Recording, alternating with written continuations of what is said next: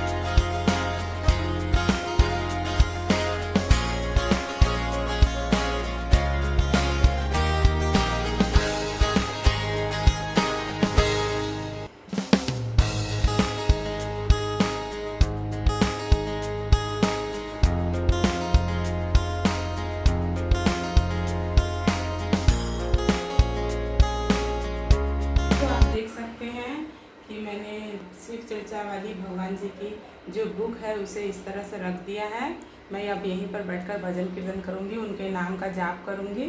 और मैंने कुछ और भी फ़ोटोज़ ला के रखे हैं, ये जैसे कि शिव पार्वती एंड फैमिली की फ़ोटो, बजरंगबली की फ़ोटो और ये विष्णु भगवान जी का फ़ोटो, ये मैंने रख दिया है। अब मैं यहाँ पर देखिए भोग लगा दी हूँ और एक लोटा जल रख दी हूँ, धूप काटी जला दी हूँ और दिया जलाकर पहले रख लेती हूँ, फिर उनका नाम का स्मरण करूँगी, जाप करूँगी। और फ्रेंड्स ऐसा है कि हम यहाँ पर और भी बहुत सारी देवी देवताओं की मूर्ति रख सकते हैं, वो हमारा अपना पसंद है कि हम और भी देवी देवताओं की मूर्तियाँ भी उनके शिव गुरु के फोटोज़ के साइड में रख कर उनकी भी पूजा कर सकते हैं, एक साथ में उनकी भी आराधना कर सकते हैं। तो इसमें ऐसा कोई नियम नहीं है कि इस तरह से ही कुछ विधि विधान है प्रॉपर कि हमें ऐसा ही करना है।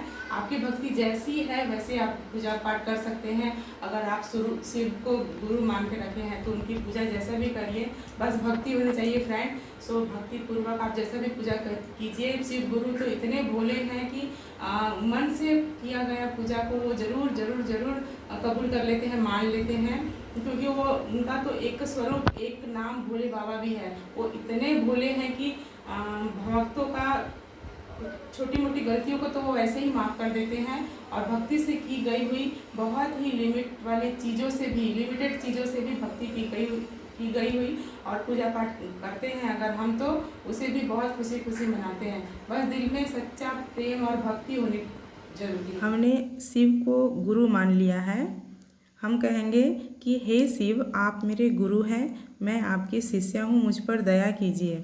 इसे हम रात्रि सोते समय एवं जागते समय कम से कम 5 बार मन ही मन बोलेंगे और शिव के गुरु स्वरूप की चर्चा सुनेंगे तथा अपने खाली समय में शिव गुरु की चर्चाएं करेंगे।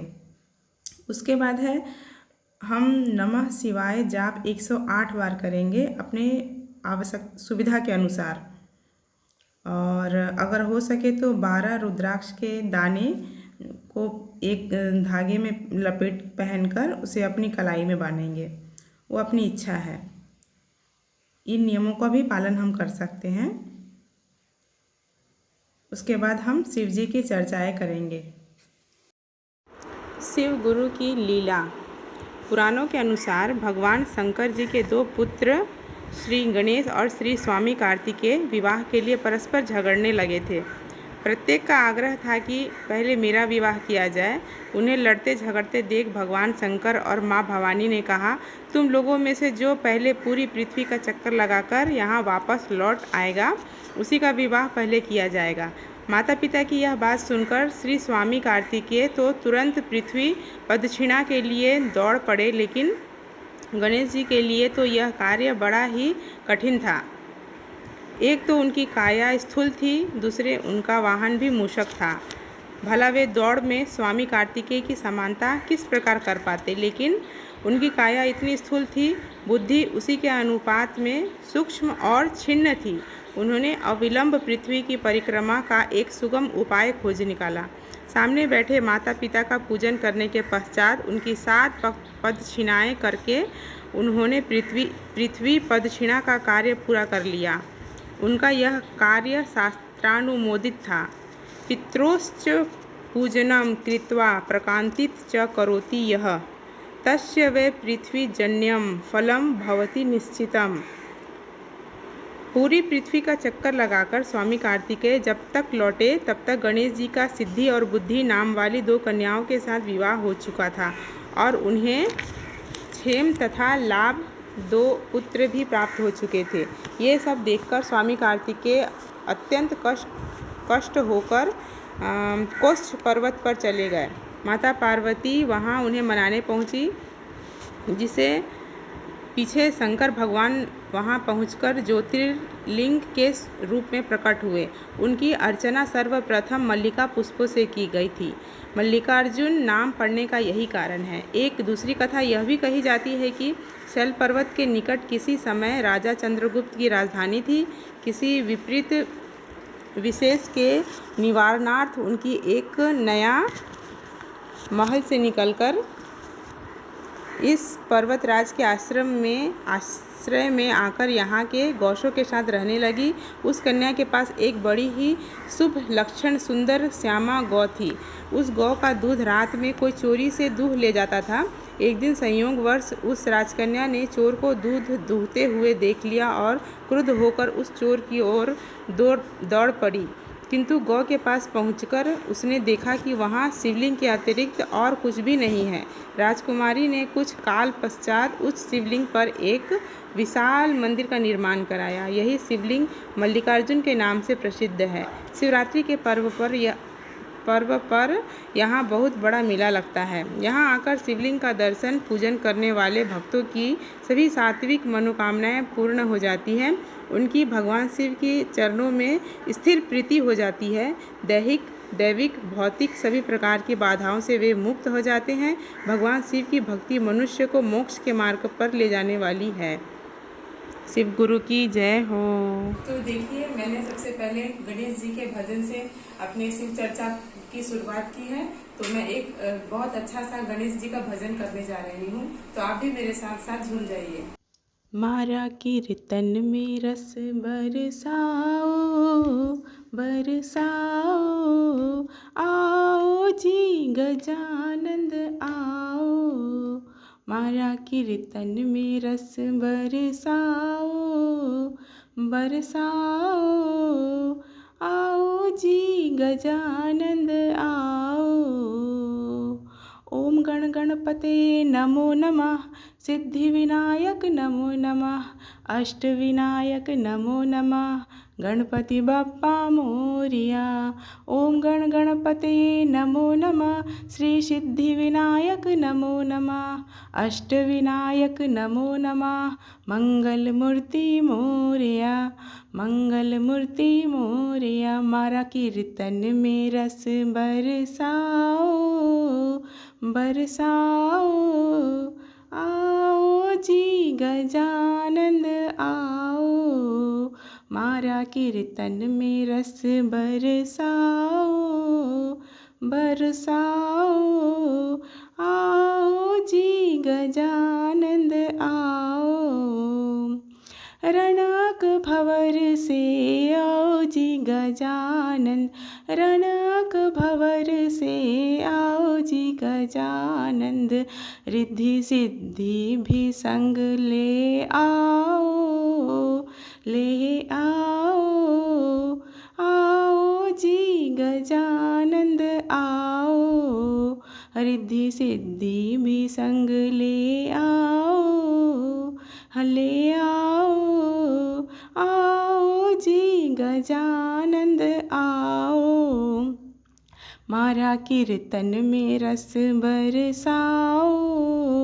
बरसाओ आओ जी गजानंद आओ, पार्वती के पुत्र गजानंद। पार्वती के पुत्र गजानंद, भोले शंकर के मन भाओ। मन भाओ।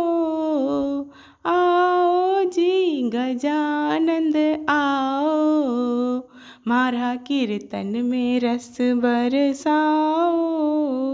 बरसाओ आओ जी गजानंद आओ। आओ जी गजानंद आओ। आओ जी गजानंद आओ। शिव गुरु की जय हो। दीना हो तो दीजिए जन्म जन्म का साथ।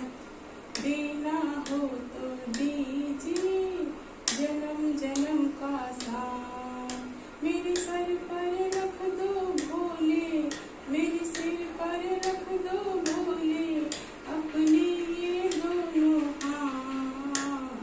देना हो तो दीजिए जन्म जन्म का साथ। देने वाली श्याम प्रभु तो धन और दौलत क्या मांगे। श्याम प्रभु से मांगे तो फिर नाम और इज्जत क्या मांगे। मेरे जीवन में तू कर दे, मेरे जीवन में तू कर दे अब कृपा की बरसात। देना हो तो दीजिए जन्म जन्म का साथ। देना हो तो दीजिए जन्म जन्म का साथ। श्याम तेरे चरणों की धूल धन दौलत से महंगी है। एक नजर कृपा की बाबा नाम इज्जत से महंगी है। मेरे दिल की ये तमन्ना, मेरे दिल की तमन्ना यही है, करूँ सेवा तेरी दिन रात। देना हो तो दीजिए जन्म जन्म का साथ।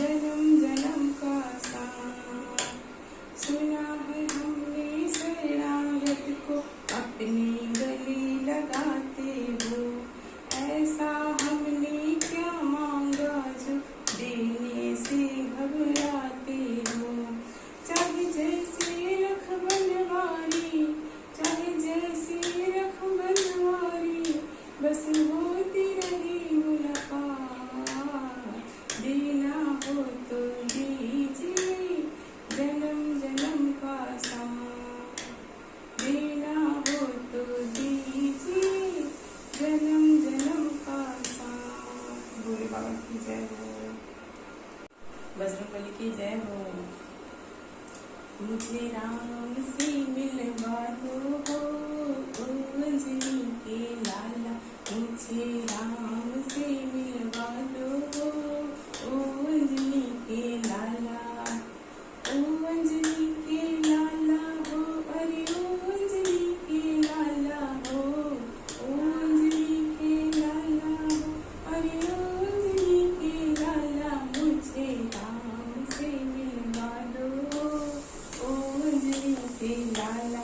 मुझे दर्शन दिलवा दो हो, ओ अंजनी के लाला। तेरे मुकुट बनवा दूं, तेरे मुकुट बनवा दूं, उसमें हीरे से जड़वा दूं, उसमें हीरे से जड़वा दूं। तेरे सिरों पे पहना दूं हो, ओ अंजनी के लाला।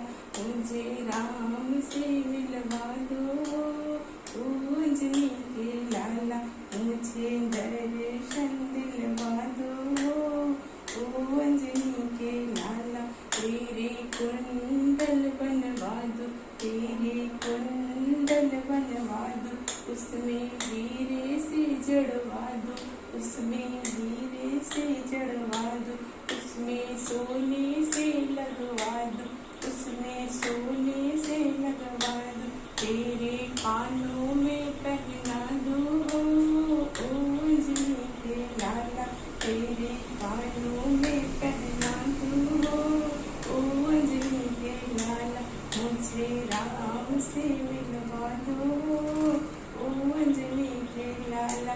तेरे गदा बनवा दूं, तेरे गदा बनवा दूं, उसमें हीरे से जड़वा दूं, उसमें हीरे से जड़वा दूं। उसमें सोने से लगवा दूं, उसमें सोने से लगवा दूं। तेरे हाथों में धरा दूं हो, ओ अंजनी के लाला। तेरे हाथों में धरा दूं हो, ओ अंजनी के लाला। मुझे श्याम से मिलवा दो हो, ओ अंजनी के लाला। मुझे दर्शन दिलवा दो हो, ओ अंजनी के लाला। जय बजरंगबली की जय हो।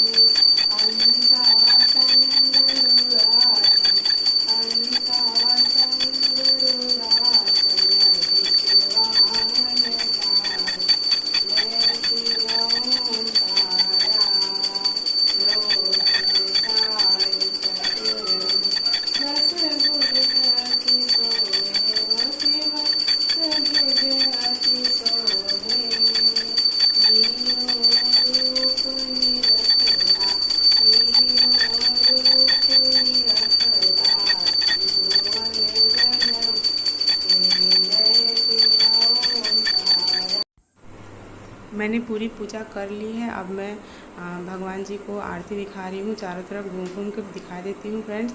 अब मैं भोले बाबा से माफ़ी मांग लेती हूँ, कोई भी क्षमा याचना हो, मेरा सुहाग को लंबी उम्र मिले, इस तरह के बहुत सारे जितने भी हमारे दिलों में अरमान है वो सब हम अपने शिव गुरु से झोली फैलाकर मांग लेंगे। अगर हमारे से कोई भूल चूक हुई होगी उसे भी शिव गुरु माफ़ करेंगे। अपनी दया दृष्टि कृपा यूं ही बनाए रखे हमारे पर हमेशा हमेशा। इन्हीं सभी दुआओं को मांगते हुए हम अपने पूजा को यहीं पर ख़त्म करते हैं। पूरे अच्छे से माफ़ी वगैरह झुक झुक कर मांग लेते हैं। उसके बाद जो प्रसाद हमने चढ़ाया है फ्रेंड्स, थोड़ी देर में उठा लेंगे और सभी को बांट देंगे। आरती वगैरह भी अपनी पूरी फैमिली में दे देंगे। तो आपने देखा कि मैं किस तरह से शिव गुरु का पूजा की हूँ, उनकी आराधना की हूँ, उनका भजन कीर्तन की हूँ। फ्रेंड्स, हम अगर चाहें तो बहुत सारे लोगों को लेकर भी भक्ति कर सकते हैं, शिव चर्चाएँ कर सकते हैं। अगर हमारे पास ऑप्शन ना रहे, अगर इस ऐसी महामारी में जब हमारा मन करे और हमें लोग न मिले, तो हम अकेले भी कर सकते हैं, जैसे कि मैंने किया। इसमें अगर छोटी मोटी कुछ गलतियाँ हुई होगी तो उसे तो भोले बाबा माफ़ ज़रूर करेंगे। लेकिन हम, जैसे कि मैंने पहले ही कहा कि भक्ति का कुछ सीमा नहीं है, हम कुछ शॉर्ट तरीके से भी भक्ति कर सकते हैं। तो आप इस तरह से भी भक्ति कीजिए, तो आपकी भी भक्ति भगवान जी के पास तक पहुंच जरूर जाएगी। तो मैंने ऐसा किया, आप भी कर सकते हैं। शिव चर्चा, शिव गुरु का नाम लीजिए और भक्ति में लीन रहिए। फ्रेंड्स, मेरा और नेक्स्ट वीडियो देखने के लिए मेरे चैनल को सब्सक्राइब कीजिए, लाइक कीजिए और ज़्यादा से ज़्यादा शेयर कीजिए। और शिव चर्चाएँ और शिव गुरु की भक्ति में लीन रहिए हर समय हर वक्त। तो thank you friends. Her her Mahadev Shambhu.